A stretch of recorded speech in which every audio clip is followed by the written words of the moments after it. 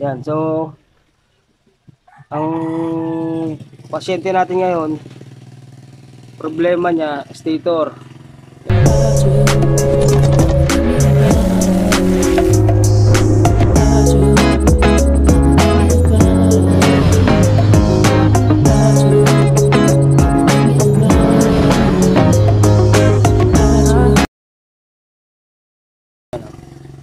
So papalit tayo ng primary coil. So kanina kasi, so ito yung nakalagay na primary coil. Ito hindi na rin to original, replacement lang din to.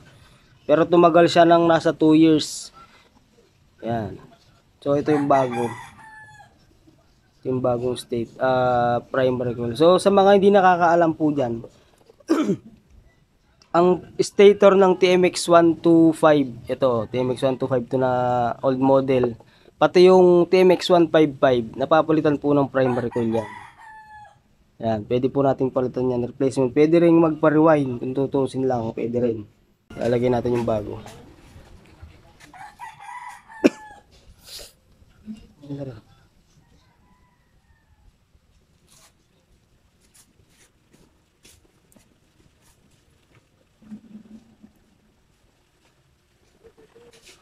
So, pupukpukin lang natin dito yan. Kasi mga par, pupukpukin lang dito yan. Yan. Tapos, hihinangin natin to. Yan, pag ganinang nyo na, goods na yan.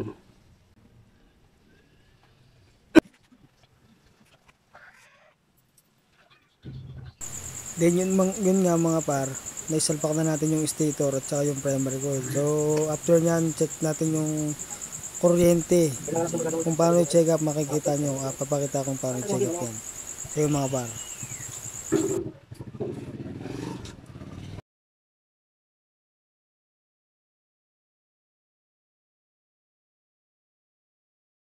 Yun na nga mga par. Para ma-check natin yung primary coil kung okay yung nilagay natin. Hanapin nyo lang yung black na may line na red. Yan. So yan o, tulad ng ginagawa ko. Yan, ganyanin nyo lang. Pagka maganda-ganda yung ano, sa tingin nyo maganda yung spark nya. Ayan o, may spark yan. Ayan o. Basta maganda yung spark, ibig sabihin goods na yan, na-under na yan. Yan. Yan na mga par, sasalpak na natin yung sakit ng ano nya, stator. Yan, salpakin yung sakit, tapos yung isa, yan, para sa primary coil yan. Then, para ma-check up na natin kung under siya. So, yun lang mga par, ma-check up niya naman yung primary coil kung good siya, kahit hindi naka-switch on yung ignition switch nyo. Kahit na hindi nakasalpak yung mismong sakit ng stator. Yan.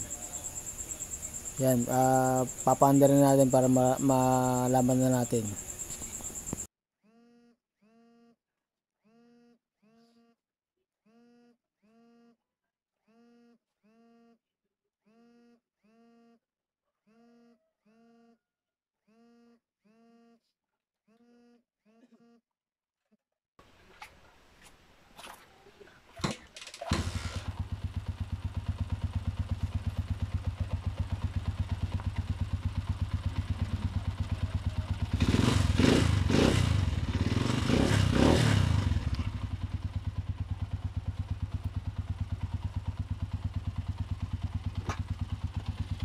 Yung mga par, maandar na siya oh.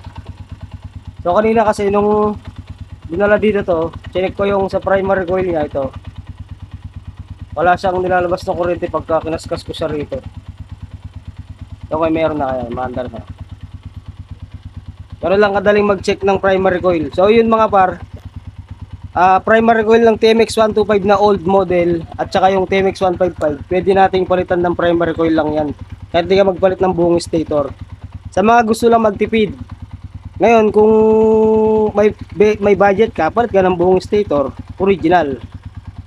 Yan. Ayun mga par, share lang. Peace out.